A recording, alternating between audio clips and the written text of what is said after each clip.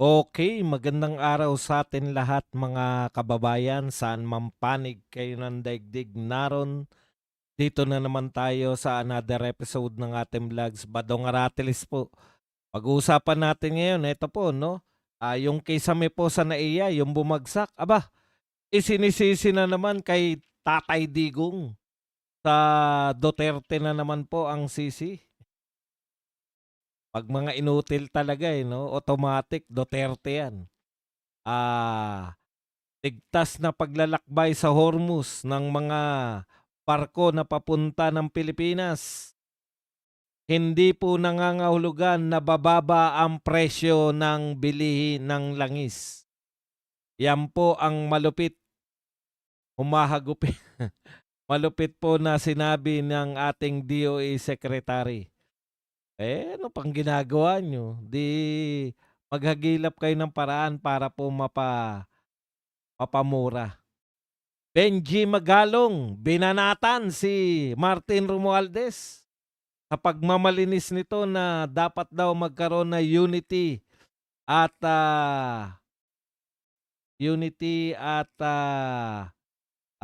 paghilom, pagkakaisa at paghilom. Tindi ni Magalong. Parang may naniniwala pa ba sa'yo? Pari sa EDSA Shrine. Ah, Nagpaparinig ng donasyon. Grabe ka naman, Father. Kaya pala pinalalayas nyo kami riyan, ha? 'Pag mga nagrarally yung mga Duterte supporters diyan sa EDSA Shrine, pinalalayas, ha? 'Di po, iba po si DTI naman yun, DTI Secretary. Marami pong mga salot, eh. Okay. At siyempre, ano pa ba? Yan nga po, yung,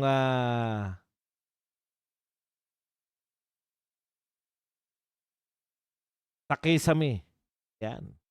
Yan po mga pag-uusapan natin, pero bago yan, kung bago ka pa lang dito sa ating channel, mag-subscribe ka na. Dahil ito lang ang tanging channel na may kinikilingan, may pinapanigan, una sa balita, huli sa impormasyon, kaya ano pang hinihintay nyo? Pindot na, okay, pag-usapan na kagad natin, no? Unahin na po natin to kung gaano po ka-inutil. Hindi, mamaya na yan para may pagkakataon pa po na makapasok yung iba. Unahin na po natin tong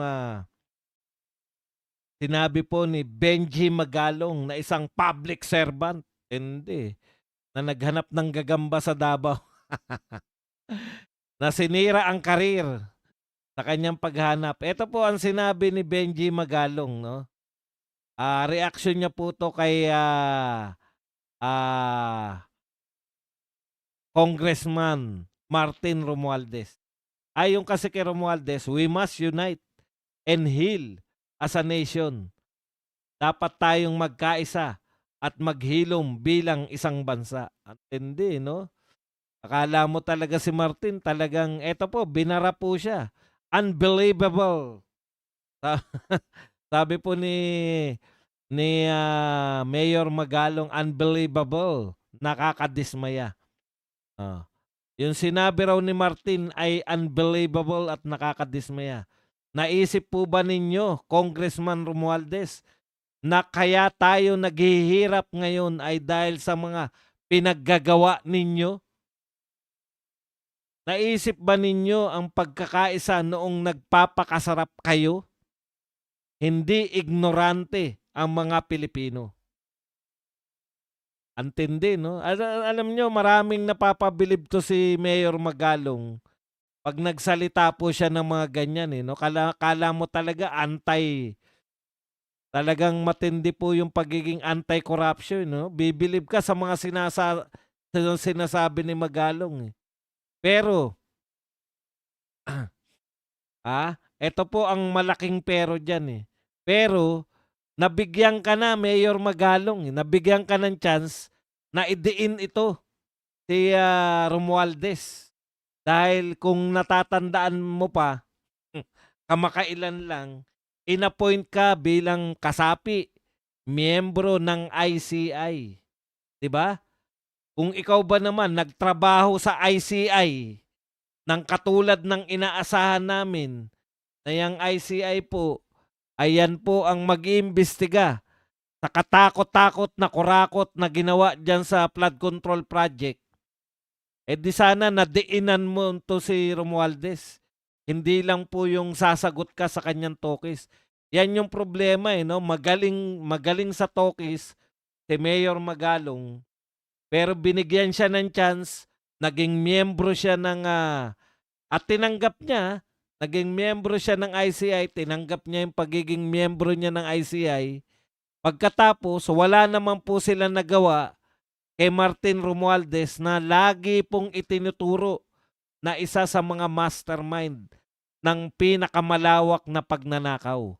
Mayor Magalong, tanong ko lang po sa inyo, bakit po nung ICI kayo, hindi nyo po nabigyan ng pagkakataon yung mga anti-corruption na binabanat ninyo ngayon? Bakit hindi po ninyo isinabuhay yung mga pinagmamaktol ninyo? Magaling kayo sa tokis, Mayor Magalong, magaling kayo bumanat, marami kayong sinasabi sa media. Napunan nyo ba? Wala nang pumapatol sa inyo na media ngayon. Kasi hanggang tokis lang kayo, eh. Pero nung binigyan kayo ng pagkakataon para mag-imbestiga, hindi nyo naman naimbestigahan si Martin. O wala talaga kayong naimbestigahan. Alam nyo, Mayor Magalong, hindi namin kayo kilala. Kilala namin kayo. Ang galing nyo magsalita laban sa korupsyon. Tapos dati kayong, kung hindi ako nagkakamali, dati kayong general. Maalam po kayo sa paano mag-imbestiga. Para kayong si Lacson, eh, di ba? Yung mga projection ninyo, eh, na napakahusay. No? O ngayon po, nung kayo po ay nabigyan ng pagkakataon, para para maging kasapi nitong ICI, parang talagang magpapakitang gilas kayo. Wala po kami nakitang husay. Wala po kami nakitang gilas. Ngayon, kung kaya kayo nagsasalita dahil gusto nyong ma-elect bilang senador, sorry, hindi po namin kailangan ng mga panibagong tao na mag-uusig sa mga Duterte. Hindi po namin makakalimutan, Mayor Magalong, yung ginawa niyong paghanap ng gagamba sa Davao City. Ang dami pong lugar na mayroon pong ghost project. Sa lugar mo lang, eh. Diyan sa Benguet, wag na tayong lumayo, eh. 'Di ba? Malamang mayor ka na nung tinayo yung mga pansalo ng mga bato diyan. Wala kang ngang nagawa, eh. Ah? Wala kang ngang nagawa dun. Hindi ko alam kung sakop mo pa yun, yung pinuntahan ni BBM dun, na napakamot na lang ng ulo yung mama. Yun po yun, Mayor Magalong. Wala kaming problema sa sinasabi mo, eh. Ang problema namin sa mga hindi mo ginawa nung nabigyan ka ng pagkakataon. Okay, punta na po tayo rito sa ibang balita. Kaya wala na yan, no? Tatakbo ka bilang senador ngayon. Wala na kaming bilib sa inyo. Projection lang kayo. Baka matulad ka lang. Baka ikaw ang bagong maging hahalili lang kay Lacson. Na akala mo mga anti-corruption, akala mo galit sa korupsyon pagdating ng binigyan ng pagkakataon. Nalitisin yung mga korap. Dehin bukiki. Walang nagawa. Okay, punta na po tayo rito sa Strait of Hormuz. Ilang araw po nilang pinagmalaki to, no, na parang achievement. Ang galing naman, mga silent lang po. Kaya naman pala silent, wala naman palang kinalaman, no? Kaya pala silent po na yung ginawa nila. Hindi rin naman po pala, ang pangunahin pong problema natin sa langis, mataas ang presyo ng langis sa Pilipinas. In fact, pinakamataas tayong nagtaas ng presyo. Sa porsyentuhan po ng mga nagtaas ng presyo mula po nung naganap tong war with Iran, tayo po ang pinakamataas na itinaas na porsyento ng langis o diesel sa buong mundo. Ngayon, pinagmalaki, ang daming kumu-question po dito sa talaga bang bukas na bukas ang Hormuz sa Pilipinas, yung Strait of Hormuz?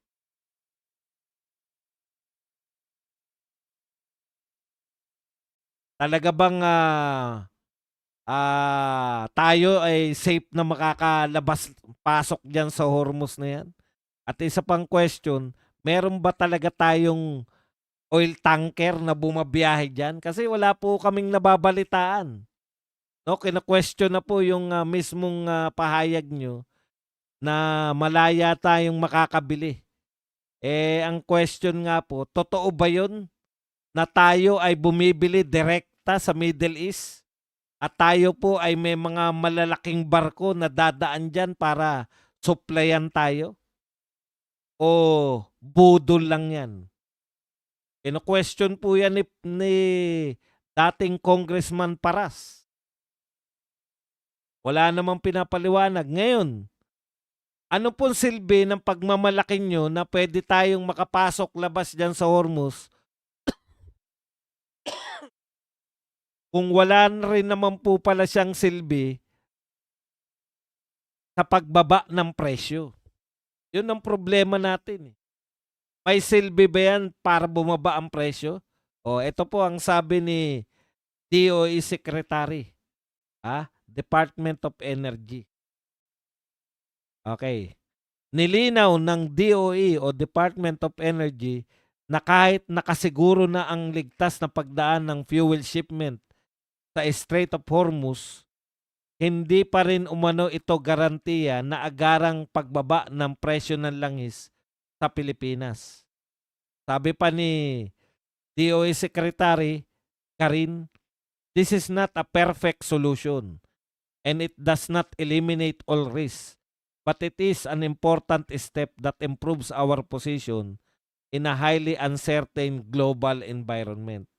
This development will not immediately bring down fuel prices, but what this does is help ensure continuity of supply and stability. Yan po ang pahayag. Hindi rin po pala makakatulong. Alam mo, Secretary Garin, kung hindi naman po makakababayan ng presyo, imbestigahan nyo na lang po. Bakit ang Pilipinas ang pinakamataas ang itinaas ng presyo? Bakit ayaw nyo po, wala po ba kayong power laban po dito sa mga oligarkong may-ari ng mga langisan? Ang gobyerno ba talagang wala na tayong magagawa? Kasi alam natin noon kay Tatay Digong, isang mura lang yan eh. Magmumura po ang bigas, magmumura po langis, isang mura lang yan. Yan yung problema pag hinahayaan po natin. Ang taas-taas na po. Ang laki po ng kinita nila. Imagine, naghihirap po ang buong mamamayang Pilipino. Pero yung mga may-ari po ng langis dito sa Pilipinas, ang laki po ng kinikita nila dahil po sa pagtaas ng presyo. Bakit po? Yung nabili nilang stock noon na 2 buwan, yan yung binibenta nila, ang mahal na ng benta. Tubong lugaw. Hindi man lang marunong makisama tong mga may-ari ng langis. Kasama si Ramon Ang dyan, yung Petron, na hindi raw magsasamantala sa atin. Anong tawag nyo ron? Tapos, parang baliwala lang sa DOE. Wala tayong naririnig na titignan nila yung mga libro nitong nag-imbestiga na nga yung Senado, hindi nyo pa rin nakita kung ano yung punto ni Marcoleta. Ang punto ni Marcoleta, sinasamantala nitong mga may-ari ng langis yung pagtaas ng presyo at katunayan po, tayo po ang pinakamalaking porsyento na itinaas sa buong mundo. Buong mundo na po. Bakit po Sa Pilipinas lang nagaganap yan. Kasi po hinahayaan lang ng DOE. Walang pakialam. Kahit pakiusapan, di natin kayang pakiusapan. Sila Ramon Ang at iba pang may-ari ng gasolinahan. Magbawas naman sila ng mga tubo. Ang lahat nagsasakripisyo mga tao. Pero sila tuloy-tuloy lang. Swerte.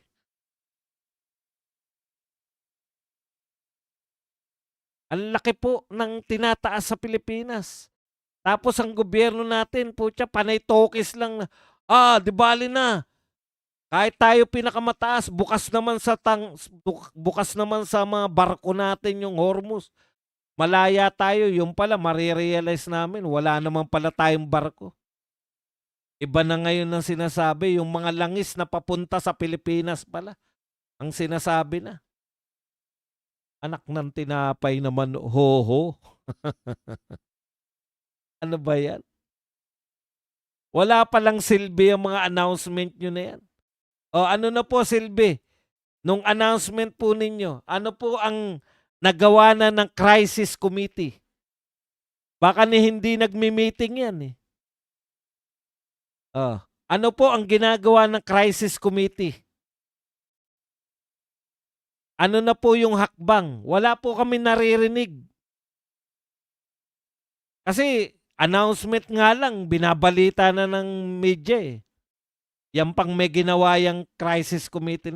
Ano po ang suggestion ninyo? Yung crisis committee, ano ang suggestion yung gagawin sa Pilipinas?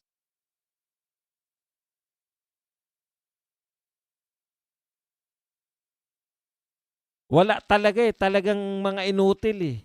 Kaya nakakagalit lang po na panay atake po ng mga lahat ng tao na to, pati media, panay atake pa rin kay Sara Duterte. Wala namang inaatake sa pagiging inutil ng gobyerno natin. Ano nang gagawin? Ano nang ginagawa?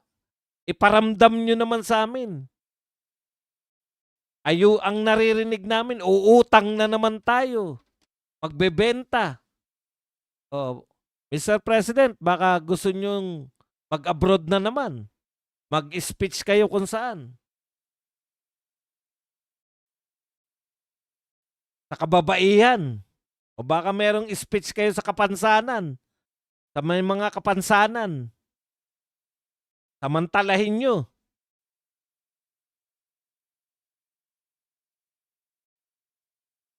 Wala na pong kung ano-ano na lang.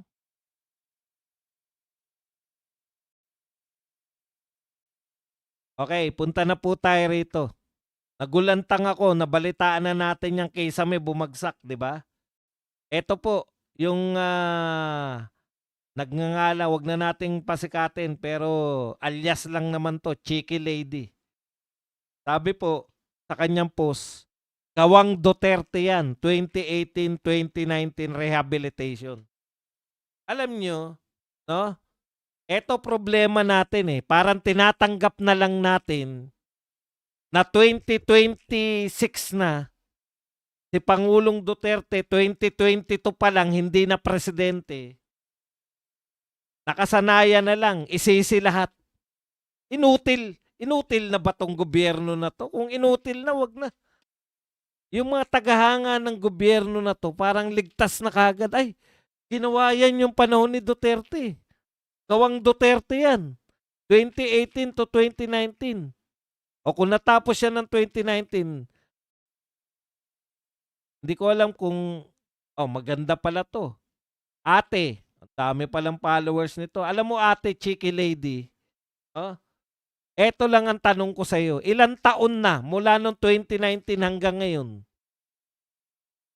Ilang taon na? 7 taon. 7 taon na. Alam mo ba na araw-araw ginagamit yang NAIA? Kung araw-araw pong ginagamit yan NAIA, meron po tayong tinatawag na maintenance. May bayad po ba? Nagbabayad po ba tayo sa NAIA pag gumagamit? O meron po tayong tinatawag na travel tax, domestic o international. Ibig sabihin, kung nagbabayad ang mga tao para gamitin niyang NAIA, kinakailangan naman siguro na yung binabayad natin dyan, i-maintain. Ano yan? O eto, paano ang diskarte dyan, ate? Kung maniniwala kami sa katangahan mo. Anong diskarte dyan? O eto, gawa ni Duterte yan, ha? Ang ire-repair lang natin yung mga gawa ni Pinoy. Pero eto, gawa ni Duterte yan. Hayaan natin yan. Hayaan nating masira yan. Kasi Duterte yan eh. 7 taong ginagamit ka araw-araw, hindi ka man lang, putya, imagine yung araw-araw kang ginagamit tapos hindi ka mini-maintain, wala kang maintenance.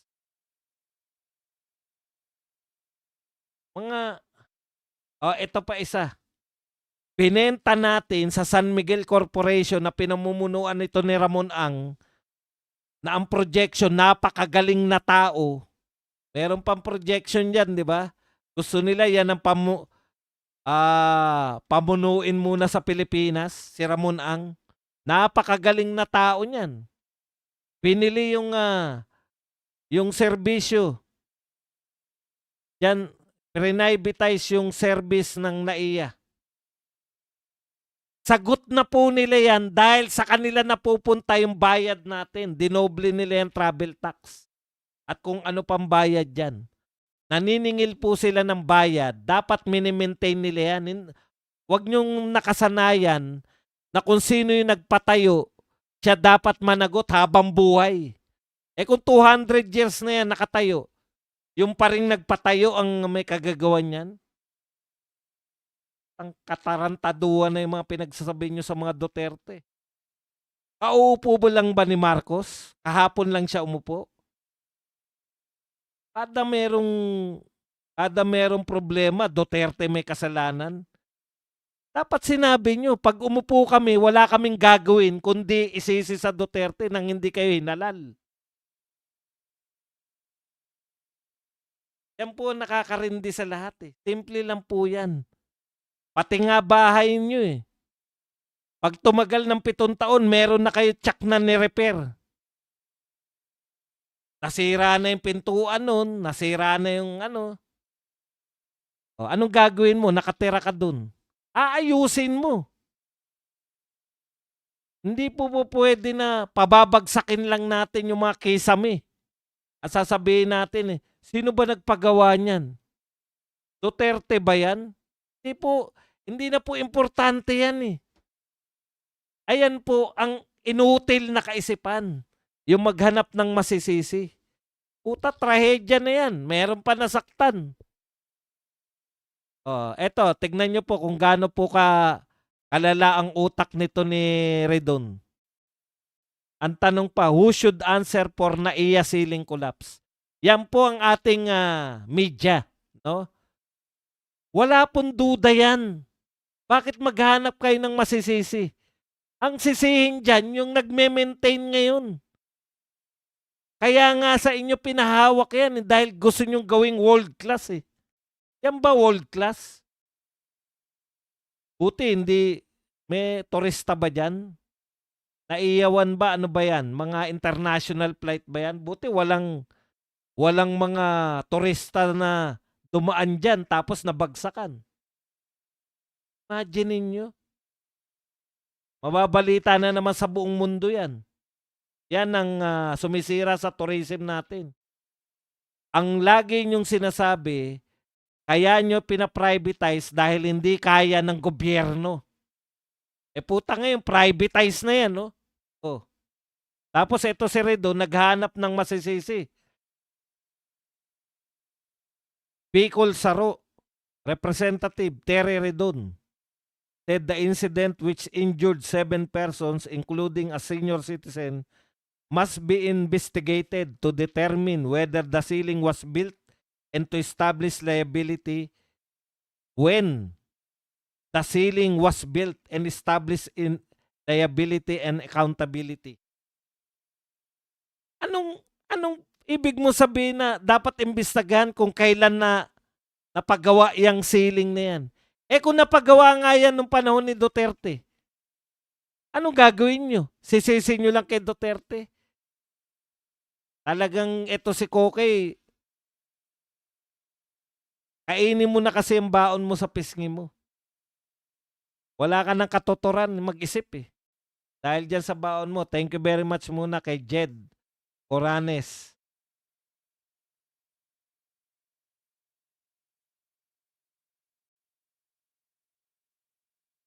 Jed Coranes Villa na nagbigay po sa atin ng 50 pesos na pangkape. Maraming salamat sa iyo, Jed Coranes.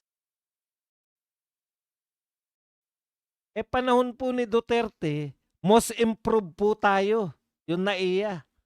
Pero kung 7 taon na yan, dapat mini-maintain nyo yung most improved na nga tayo. Hindi nyo pa ma-maintain. Kwenta. Kahit po gaano kaganda, tulad po ng Dolomite. Pag wala na po naglinis ng Dolomite, sinasabi ko sa inyo kahit gaano kaganda yan nung panahon ni Duterte. Masisira po yan.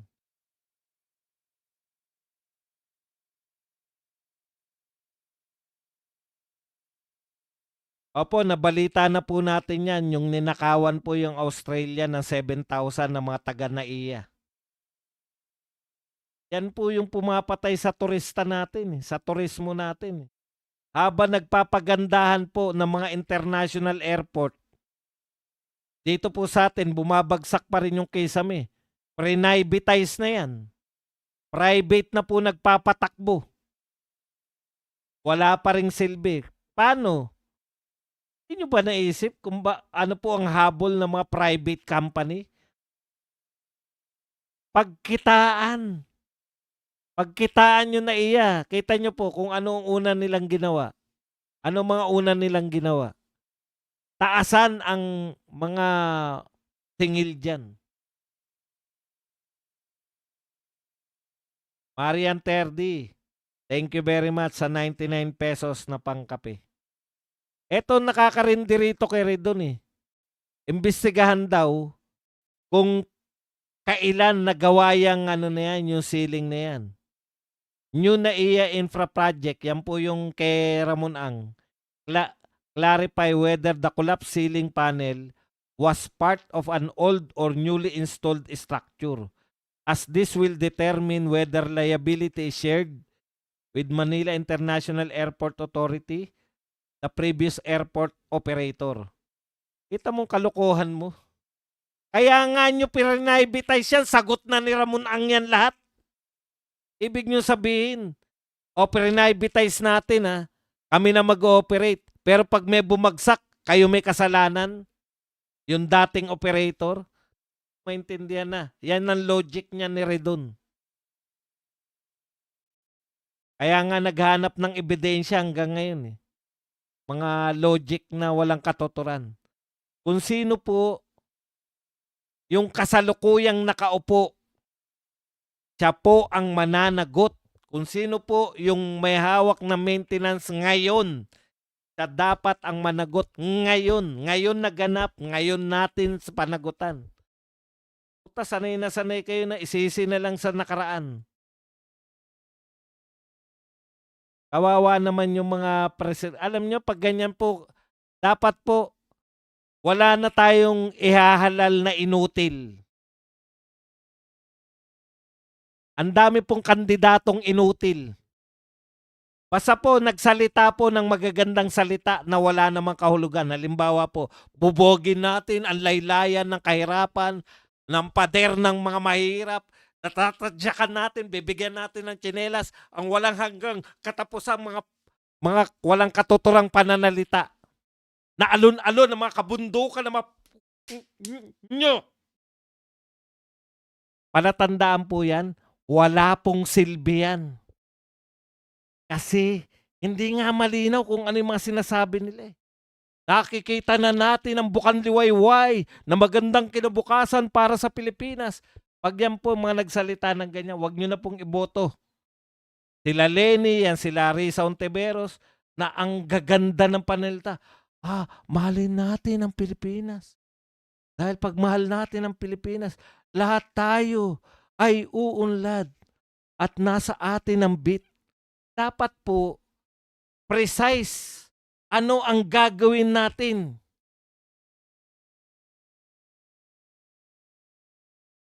Yung mga nagsasalita po, nahahabulin namin ang mga magnanakaw, yan po ang iboto nyo. Sa kalikutan ko, tumigil ang mundo.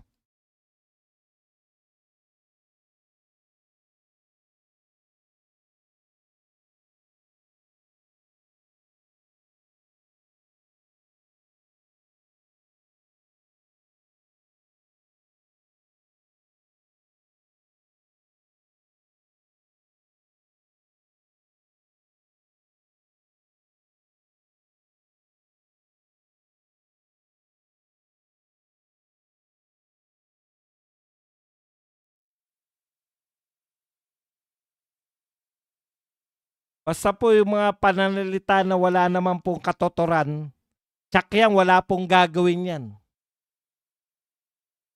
Pag mga tinanong nyo po, ano po ang palatandaan na walang gagawin yung tao? Thank you very much muna kay Ilo Kiwi na nagbigay po sa atin ng $2 na pangkape. Halimbawa po, tinatanong nyo, ano po ang gagawin po natin? Paano nyo po tutugunan ang problema ng mga pag nagkagera po sa Middle East, paano po natin iwasan? Pag ganito po sumagot, kinakailangan natin na magsama-sama tayong mga Pilipino. Pagmamahal, ang importante. Yan. Tsak yan, walang gagawin po yan. Pag tinanong po ninyo, ano pong gagawin? At nagsalita ng dapat may proseso. Dapat meron tayong sinusunod. Dapat tukoy natin. Dapat may mamumuno na pag mga ganun po ang salita, wala na pong gagawin wala pong gagawin yung mga tao na yan. Kung hindi, mapapaikot lang po yan ng mga magnanakaw. Yan po ang katangian ng mga taong ganyan. Yung mga malumalumanay, yung tapos hindi naman straight makasagot. Dapat isaalang-alang natin ang mga magsasaka, ang mga mangingisda, dahil sila ang bumubuhay. Wala pong katotoran yan. Pag tinanong mo ang tao, ano po gagawin natin sa magnanakaw, habulin natin sila. Yung mga kriminal na yan, yung mga ganun. Diba? Hindi natin papayagan yung mga kriminal na yan. Papatayin natin. Pag mga ganun na salitaan, yan po iboto natin. Balak. May plano.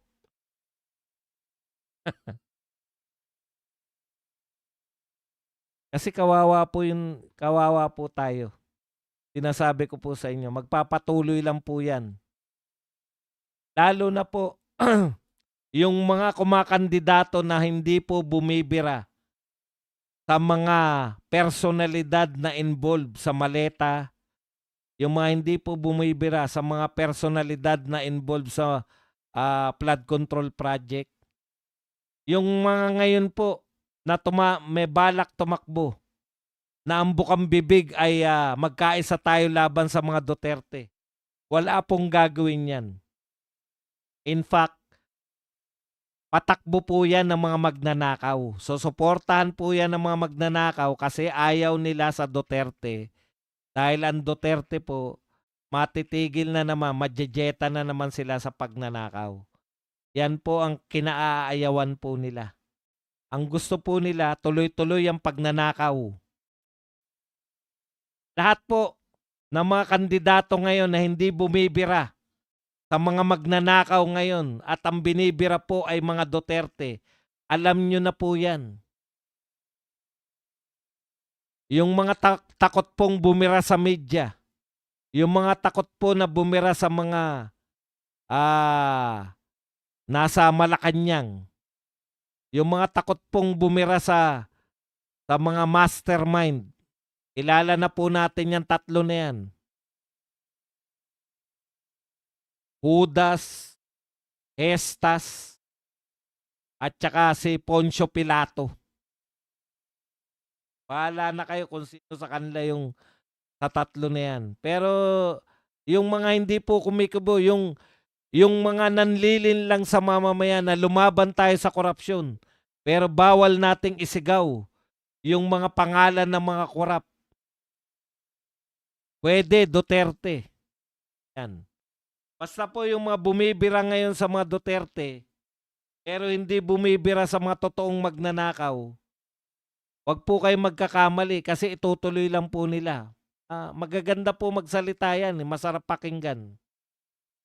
Alin natin ang Pilipinas. Salamat kaayo, Mr. Che. Sa naman, talagang maang-maangal.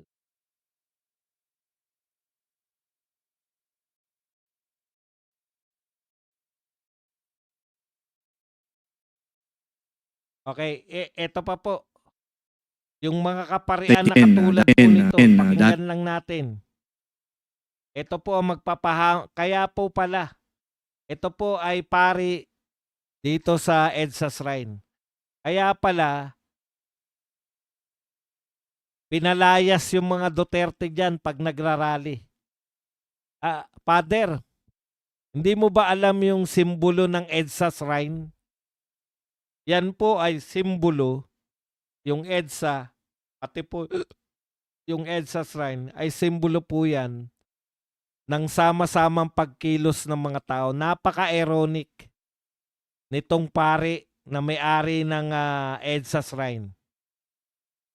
Alam nyo kung bakit ironic? Naitayo po yung EDSA Shrine na yan bilang pagkilala sa miracle ang tawag nila dyan sa mga EDSA Revolution. Pero takot pag nagsasama-sama yung mga Duterte na nagrarally dyan sa EDSA Shrine.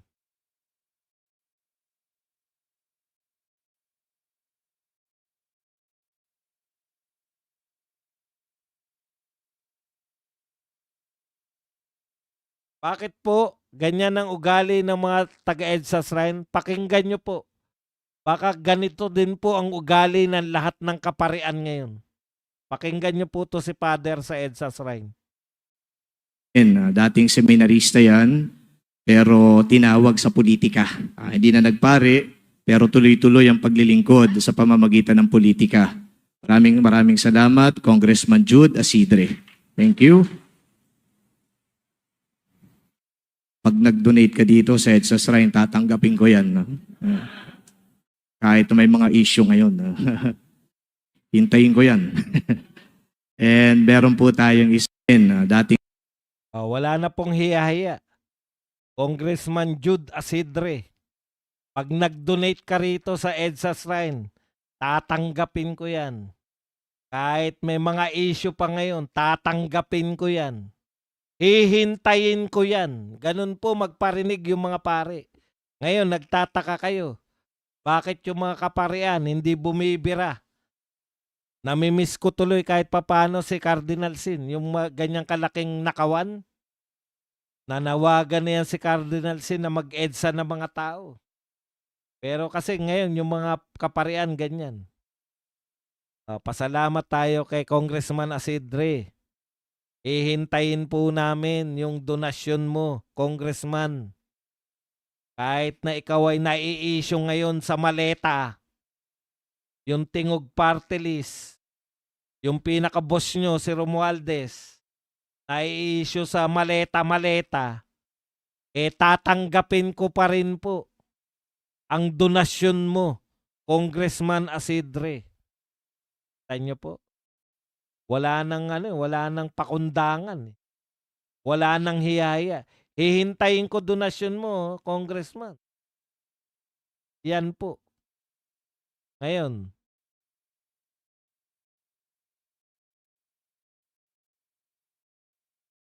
Ito po, may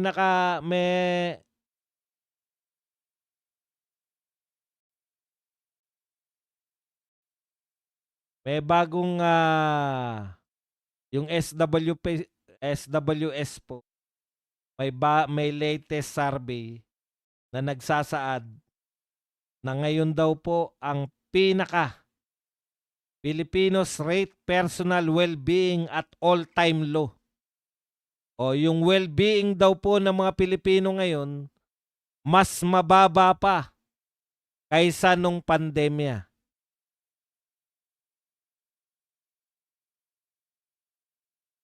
Ano ba ibig sabihin ng well-being?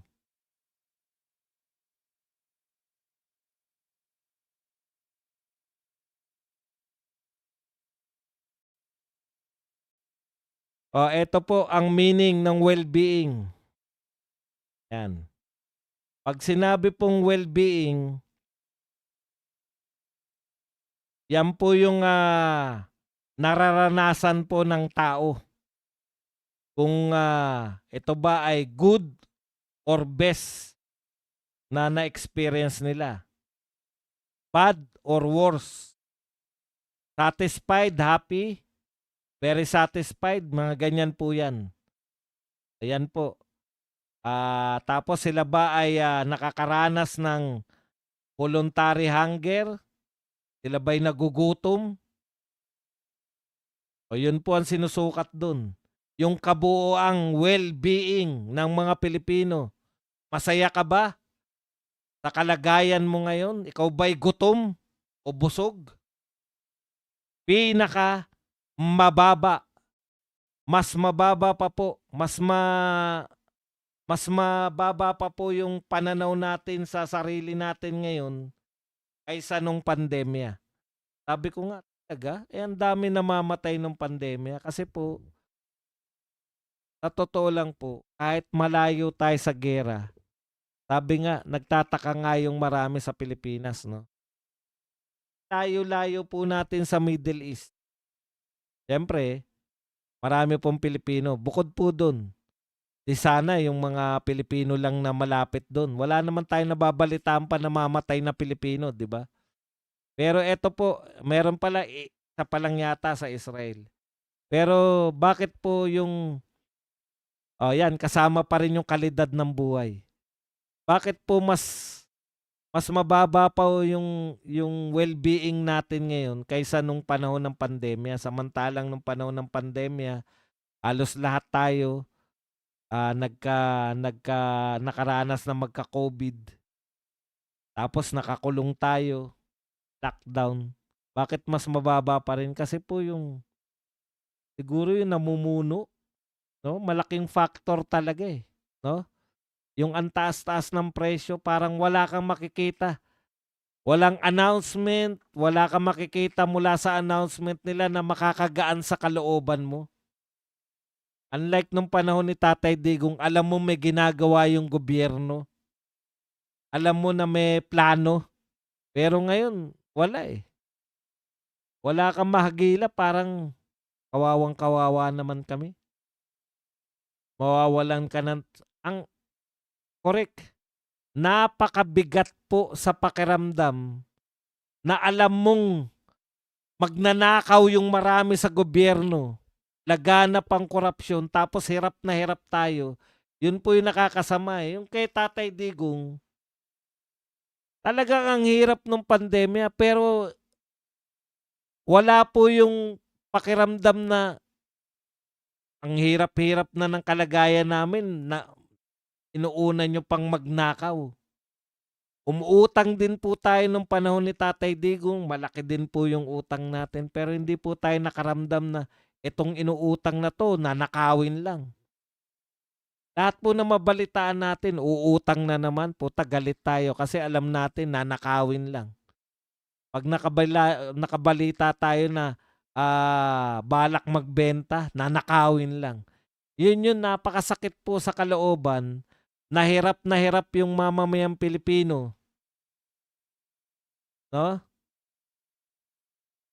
Yung well-being po kasi ang sinusukat po doon yung overall Kumusta naman yung pagiging mahirap mo? Kumusta naman yung pagiging masaya mo? Well-being Panatag, kapanatagan mo. O yan po yung mga sinasagot diyan. Kumusta naman yung kayo ba ay nakakapag-aral? Nakakakain ba kayo ng sapat? O pinakamababa po ngayon, mas mababa pa po nung panahon ng pandemya. Bayaan niyo po, magiging pamilyar na rin tayo diyan sa well-being na yan. Well-being yung pangkalahatan pong kalagayan, tingin mo sa sarili mo. Na down tayo. Kasi halos lahat, putya, nakaw, nakaw, nakaw. Tapos, krimen, krimen, krimen. Pero yun yung bata, na ano yung bata, kung ano yung ginawa doon sa bata.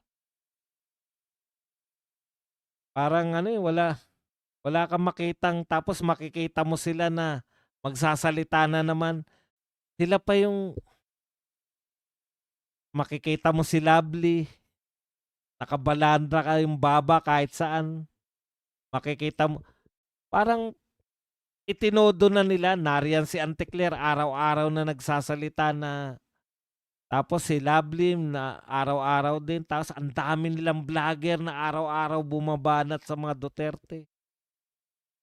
Putya, talagang maririndi ka rin. Para na tayong purgatorio eh.